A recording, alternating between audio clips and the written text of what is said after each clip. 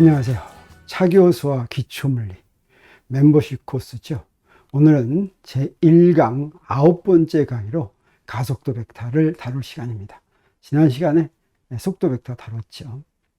우리 앞에서 한 것부터 조금 복습을 할 것 같으면 위치 벡터는 R이었다고 하면 변이 벡터가 이게 바로 DR인데 이것은 무엇입니까? 위치 벡터의 미분이라고 할 수가 있죠. 차분이 작은 거, 그래서 나중 위치 벡터에서 처음 위치 벡터 뺀 것 아주 작은 겁니다. 그리고 이 변이 벡터로부터 이 변이 벡터를 시간으로 나누면 속도 벡터가 나오는데 이건 두 가지로 이해할 수 있다고 했습니다. 변이 bek터 dr을 시간 간격 dt로 나눴다고 생각할 수도 있고, 이것을 위치 벡터 r을 시간에 대해서 한번 미분한 것으로 구할 수 있다고도 생각할 수 있다고 했습니다. 여기까지가 우리가 지난 시간에 공부한 것이라면, 가속도 벡터는 어떻게 되냐? 가속도 벡터는 여러 가지로 표현이 됩니다. 그래서 dt분의 dv 이렇게 표현됐으면 우리 앞에서 속도 벡터 하는 것처럼 속도 벡터에 대한 미분 dv를 dt로 나눈 것이라고 생각할 수도 있고, 또는 속도 벡터를 시간에 대해서 한 번 미분하는 것이라고 생각할 수도 있고, 또는 위치 벡터를 시간에 대해서 두 번 미분하는 것이라고도 생각할 수가 있는데, 지금 이렇게 표현하는 것은 전부 다 실제로 계산하기 위해서 표현하는 것이 아니라 개념을 알기 위해서 표현한 것이죠.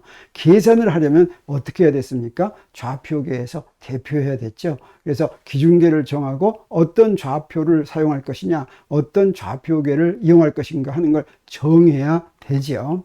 자, 그러면 먼저 위치 벡터 대표하는 거 우리 앞에서 한 것입니다. 직각좌표계에서 위치 벡터를 대표했다라고 하는 것은 직각좌표계의 좌표와 단위 벡터를 표현한다는 것이었고, 그것은 어땠습니까? 위치 벡터 R은 x, x 더하기 y, y 그랬는데, 극좌표계에서는 어떻습니까? 극좌표계의 좌표인 r 세타와 그 단위 벡터를 표현한다는 것인데, 극좌표계에서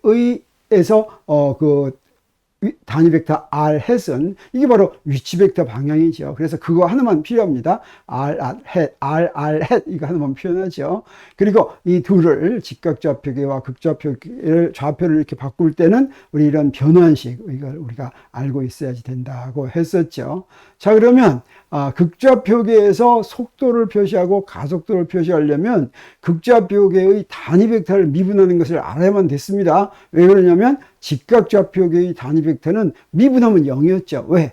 어디로 가든지 안 변하지만 극좌표계의 단위 벡터는 그렇지가 않았습니다. 그래서 그 미분을 구하기 위해서는 극좌표계 단위 벡터를 직각좌표계 단위 벡터로 표현했습니다. 자, 그 표현하기 위해서 이렇게 그리면 잘 표현하게 되는 거 우리가 지난 시간에 알았고, 그렇게 표현한 다음에 코사인 세타와 사인 세타 미분하는 것도 이용할 것 같으면 r 햇을 미분하면 여기에 요 부분이 바로 무엇 것 같습니까? 세타 햇과 같아서 무엇 것 같다고 했습니까? 세타 햇 d 세타와 같고, 세타 햇을 미분하면 여기는 요 부분이 바로 r 햇과 같아서 마이너스 r 햇 d 세타와 같다라고 하는 이 두 가지 이제 결과, dr 햇은 세타 햇 d 세타, 그 다음에 d 세타 햇은 마이너스 r 햇 d 세타, 이것을 이제 이용하면 되겠죠. 그러면 먼저 직각좌표계에서 우리 대표하는 거 쉬운 거 먼저 하겠습니다. 위치 벡터는 이렇게 대표가 됐다면 변이 벡터는 요거 하면 되죠. 그래서 x햇과 y햇은 바뀌지가 않으니까 dxx 더하기 dyy 이렇게 하면 됐고, 속도 벡터는 우리 무엇으로 구해요? dt분의 dr 그 변이 벡터 이렇게 하면 여기다 위에 거를 dt로 나누기만 하면 또 뭐 한 번 더 함수하는 것도 마찬가지죠. 그러면 x 성분과 y 성분을 이렇게 구할 수가 있는데, 직각좌표계의 특징은 무엇입니까? x 성분은 x 좌표만으로, y 성분은 y 좌표만으로 표시된다고 하는 것이고, 그게 가속도 벡터에서도 마찬가지죠. 그래서 가속도 벡터는 위치 벡터를 시간에 대해서 두 번 미분하는 것이라고 하는 걸 이용한다면, 네, 어떻게 됩니까? 이게 이제 X성분, Y성분으로 나눌 것 같으면, X성분은 X를 시간에 대해서 두 번 미분한 거, Y성분은 Y를 시간에 대해서 두 번 미분한 것이다 라고 하는 걸 우리 알았습니다. 자, 이와 같은 일을 극좌표계에서도 하려고 합니다. 그러기 위해서 먼저 우리 극좌표계의 단위 벡터를 미분하는 걸 이용하는데, 그 미분한 걸 dt로 나눌 것 같으면 dt분의 dr 햇은 우리 뭐가 되겠습니까? 세타 햇 dt분의 d 세타가 되겠죠. 그리고 dt분의 d 세타 햇은 뭐가 되겠습니까? 마이너스 r 햇 dt분의 d 세타 이게 되겠죠. 이게 우리가 이용하겠습니다. 그래서 위치 벡터는 r 햇이었는데 속도 벡터를 구하려면 요거 미분하는 것인데 곱한 걸 미분하니까 앞에 거 미분하고 뒤에 거 미분하는데 이때 뒤에 거 미분한 거 이거 r 햇을 미분한 것을 우리 앞에 위에 있는 걸 이용을 해야 되죠. 그래서 dt분의 dr 햇은 세타 햇 dt분의 d 세타라고 하는 것을 이용했더니 이렇게 두 성분이 나왔고 그래서 우리 r 성분과 세타 성분을 이렇게 구할 수가 있습니다. 그러면 r 성분은 dt분의 dr인데 세타 성분은 r dt분의 d 세타가 되는 걸 우리가 알 수가 있습니다. 그래서 우리 세타 성분의 속도의 세타 성분, 이건 길이 나누기 시간이어야 되는데, 우리 dt분의 d 세타만 있으면 안 되겠죠. 이건 길이가 아니죠. 그래서 거기다가 r을 곱해서 r d 세타가 세타 방향으로 간 거리니까, v 세타는, 세타 방향의 성분은 r dt분의 d 세타가 되는 걸 이해할 수 있습니다. 자, 그러면 우리 가속도를 해보기로 하겠습니다. 그래서 속도 벡터가 이렇게 주어졌으니까 이거는 이제 한 번 더 미분해야지 가속도가 되죠. 그래서 가속도에다가 우리 미분하는 데다가 속도 벡터를 집어넣으니까 어떻습니까? 여기 미분할 게 몇 개 있습니까? 첫 항에서 2번 미분해야죠. 두 번째 항에서 3번 미분해야 되죠. 그래서 미분할 게 5개씩이나 나오죠. 이렇게 5개 나오는데 이때 우리 이용해야 될 게 있죠. 여기에 단위 벡터, 극좌표계의 단위 벡터를 미분한 걸 이용할 때가 어디에 있냐면 여기 두 군데죠. 이용해서 여기다 집어넣겠습니다. 그래서 집어넣으면 바로 이런 식으로 됩니다. 자, 그런데 여기에 r 햇 방향, 세타 햇 방향이 섞여 있죠. 그래서 그걸 정리합니다. 그러면 r 햇 방향이 2항이 되고 그 다음에 나머지 3항인데 3항 중에서 2항은 같은 게 있습니다. 그래서 세타 햇 방향도 2항으로 이렇게 정리할 수 있는 걸 알 수가 있어요. 그래서 우리 극좌표계에서 속도, 가속도를 이제 정리를 할 것 같으면 위치 벡터는 r 햇인데 한 항으로 되어 있는데 그 속도 벡터는 어떻습니까? 2항이 이렇게 됐습니다.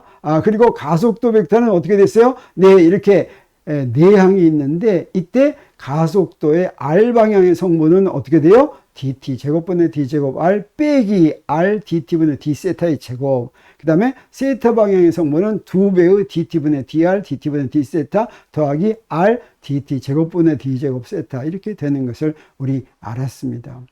자, 그러면 여기서 우리 한 가지 물체가 이동할 때 우리 위치 벡터라는 것도 있고 속도 벡터라는 것도 있고 가속도 벡터라고 하는 것도 있는데 이런 벡터들은 방향을 가지고 있죠. 우리가 물체가 이동할 때 이것들의 방향이 무엇을 가리키는지를 좀 알아야 되겠습니다. 그래서 먼저 위치 벡터의 방향은 어떻게 된 거냐?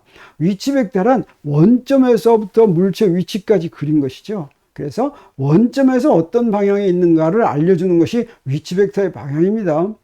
그리고 사실 그 기준계의 원점은 어떻습니까? 내가 아무렇게나 정해도 되죠. 그래서 위치 벡터의 방향은 물체의 운동을 기술하는데 크게 뭐 소용이 없다라고 하는 걸 우리가 알 수가 있겠습니다. 그런데 변이 벡터란 무엇입니까? 한 위치에서 다른 위치까지 이동한 방향을 가리키죠. 그래서 이 변이 벡터의 방향이 바로 물체가 이동한 방향을 가리킨다. 근데 속도 벡터는 변이 벡터를 시간으로 나눈 것인데 시간은 스칼라죠. 이 스칼라는 방향에 영향을 주지 않죠. 그래서 속도 벡터의 방향은 변이 벡터의 방향과 같습니다. 물체가 이동한 방향을 속도 벡터 방향도 가리킨다. 물체가 이동한 방향을 나타내는 것은 변이 벡터와 속도 벡터다라고 하는 것을 우리 잊지 않아야 되겠습니다. 그러면 가속도는 어떠냐? 가속도도 벡터죠. 그러면 가속도 벡터의 방향은 어떻게 되겠습니까? 물체가 이동하는 방향과 무슨 관계가 있겠습니까? 가속도가 저쪽이라고 하면 물체가 그쪽으로 이동하겠습니까? 그렇지가 않습니다. 가속도의 방향은 자, 이 식에서 보는 것처럼 속도의 차이의 방향이죠. 나중 속도에서 처음 속도를 뺐을 때 그 방향, 그게 바로 가속도의 방향입니다. 그래서 이 가속도의 방향은 물체가 이동한 방향과는 전혀 상관이 없는데 가속도의 방향이 연관지어지는 게 있습니다. 그게 바로 뭐냐면 가속도와는 항상 무엇이 연관지어지냐면 뉴턴의 운동법칙이 연관지어집니다.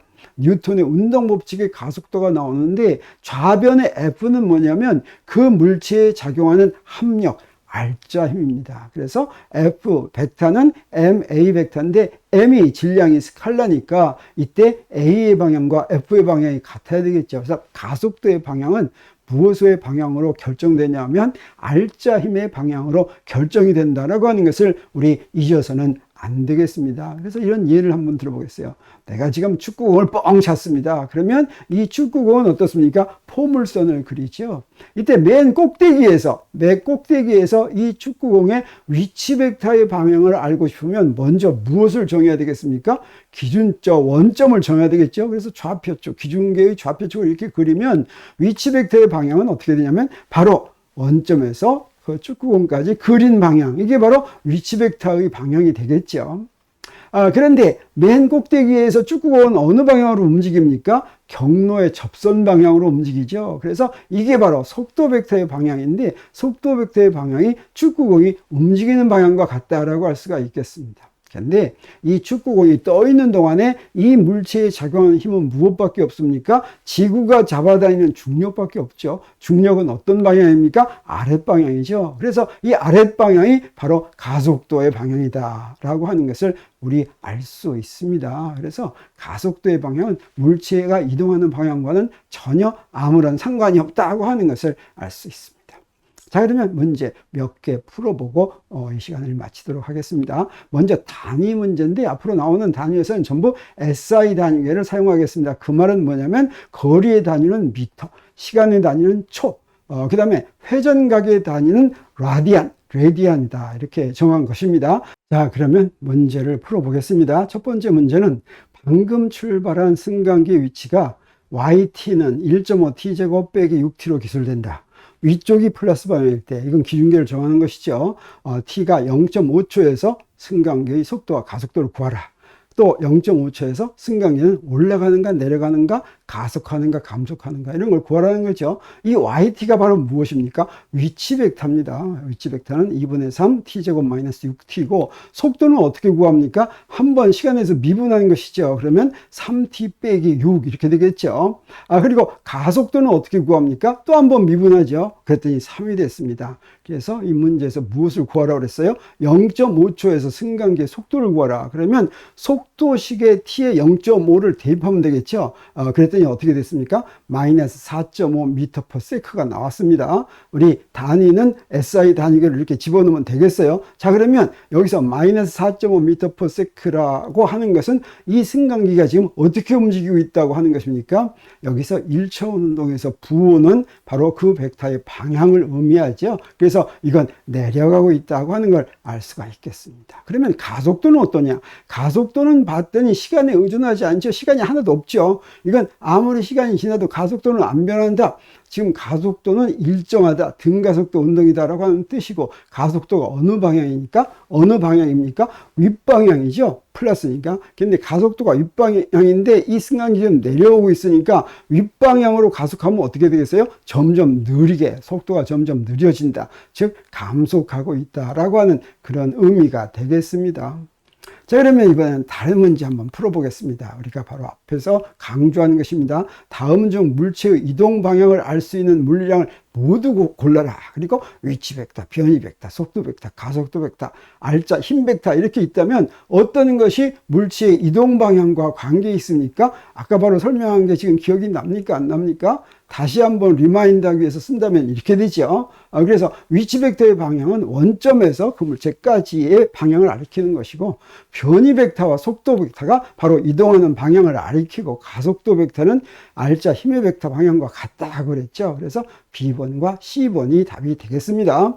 자, 그러면 이번에는 평면에서 움직이는데 평면에서 움직이는 입자의 위치가 XT는 3 코사인 파이 T, YT는 3 사인 파이 T라고 한다면 T는 1초일 때 속도, 직각좌표계의 속도, 가속도 성분, 그리고 극좌표계의 속도, 가속도 성분을 구하라 라고 하는 문제가 되겠어요. 자, 그 구하기 위해서는 어떻게 하면 되겠습니까? 위치가 주어졌으니까 우리 속도 구하면 되겠죠. 속도는 시간에서 한번 미분하면 되니까 사인 파이 T 하면 파이가 앞에 나오고 코사인을 미분하면 사인이 되죠. 그 다음에 사인을 미분하면 파이가 앞으로 나오고 코사인이 되죠. 그리고 가속도를 구하려면 한 번 또 미분하면 되죠. 그래서 파이가 한 번 더 나왔습니다. 자, 이렇게 됐으면 우리 1초 때니까 t는 1을 갖다가 집어넣으면 되겠습니다. 그러면 속도는 네, 사인 파이 t에서 사인 파이는 얼마입니까? 0이죠. 그래서 x성분, 속도의 x성분은 0이고, 그래서 1초일 때는 x성분이 0이네요. 그러면 y성분은 어떻게 될까? y성분은 마이너스 3파이고, 이건 무슨 얘기입니까? 마이너스 y방향으로 간다, 이런 뜻이 되겠습니다. 그리고 가속도의 x성분은 3파이 제곱 미터 퍼 세크 제곱이 되고, 가속도의 y성분은 마이너스 3파이 제곱 사인 파이니까 이건 0이 되는 거 우리가 알 수가 있겠죠.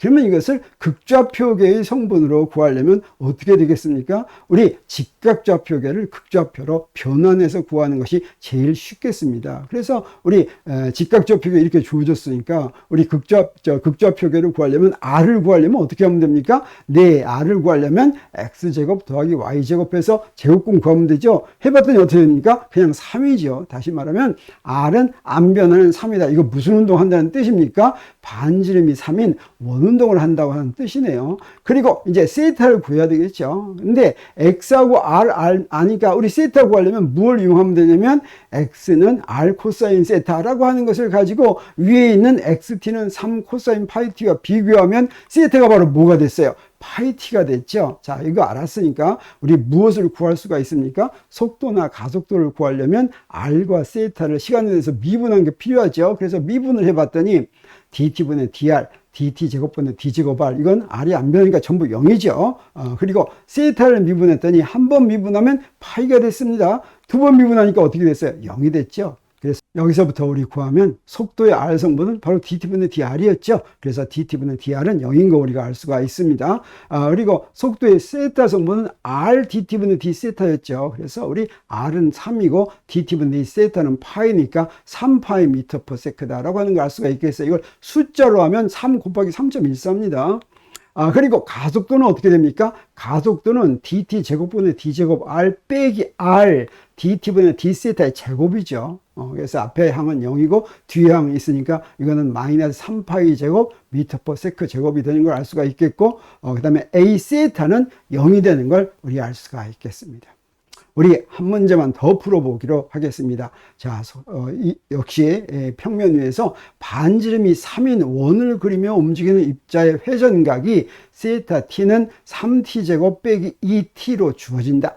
시간이 1초일 때 극좌표계에서 속도와 가속도를 구하라 라고 하는 것입니다. 자, 그러면 위치는 RT는 안 변하는 3이죠. 그리고 세타 T는 3T제곱 빼기 2T고 이것의 단위는 레디안입니다. 그러면 속도는 어떻게 하면 됩니까? 한번 이제 미분을 하는 거 먼저 구해야 되겠죠. 그래서 R을 미분한 건 전부 0이 됐고, 세타를 미분한 것은 한 번 미분한 것은 6T-2, 두 번 미분한 건 6 이렇게 되죠. 자, 그러면 이때 1초이니까 1초일 때를 대입하면 되겠어요. 그래서 1초일 때는 dt분의 d세타가 4가 되고 dt제곱분의 d제곱 세타는 6이 되죠. 자, 이걸 이용을 해서 속도를 구하면 내 R 성분은 0이 됩니다. 세타 성분은 어떻게 됩니까? 이거 0이 아니죠. 3 곱하기 4 하니까 12m per sec가 되는 걸 알 수가 있죠. 그리고 가속도는 어떻게 됩니까? dt제곱분의 d제곱 R은 0이고 마이너스 R dt분의 d세타 요거의 제곱이죠. 그랬더니 마이너스 108m per sec 제곱. 이건 무슨 얘기가 됩니까? 중심을 향하는 방향의 가속도다. 구심 가속도다. 이런 얘기가 되겠네요. 그리고 A 세타는 2 dt분의 dr, dt분의 d 세타. 요 항은 0이 되죠. dt분의 dr이 0이니까. 그리고 두 번째 r dt 제곱분의 d 제곱 세타만 살아남아서 18m per sec 제곱인 것을 우리 알 수가 있습니다. 자, 이렇게 해서 가속도를 극좌표계에서 표현하는 것 위주로 오늘 공부를 했습니다. 이 강은 전부 10개의 강의로 되어 있는데 마지막 강의, 다음번 마지막 강의는 원운동에 대해서 풀어보려고 합니다. 그래서 오늘 강의, 오늘 가속도 벡터의 강의는 이것으로 다 마치겠습니다. 안녕히 계세요.